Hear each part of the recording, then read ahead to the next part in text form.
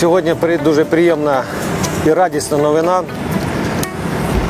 Я, перш за все, хочу подякувати нашим надійним партнерам фонду ЮНІСЕФ. Нам вкрай потребувало зробити трубу.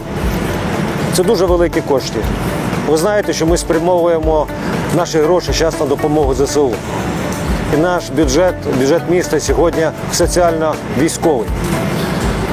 Дуже велика вдячність за те, що ми змогли знайти великі гроші. Це більше 65 мільйонів гривень для того, щоб в такий короткий термін зробити, я хочу на цьому так звернути увагу, першу, я думаю, це не останнє, а далі ми будемо це робити і подальшому. І ви бачите, позаду мене нова сучасна труба з новим сучасним обладнанням завдяки нашому партнерству.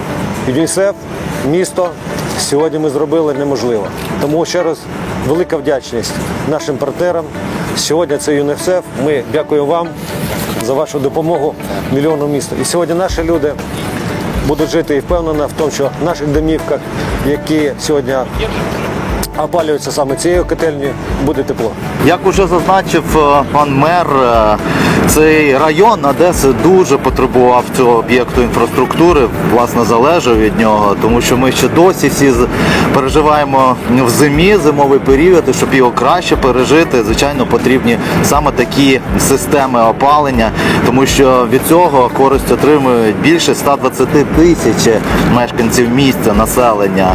Давайте не забувати, що також опалення завдяки цій котельні отримують 10 дитячих садочків, 9 шкіл і 6 лікарень.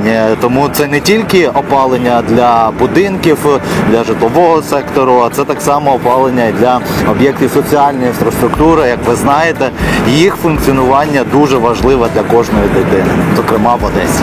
Це один з найбільших, скажімо, інфраструктурних проєктів для нас, для ЮНІСЕФ в Україні. І ми бачимо дійсно реальні результати цього партнерства. І ми будемо в майбутньому лише продовжувати цю співпрацю. Дякую.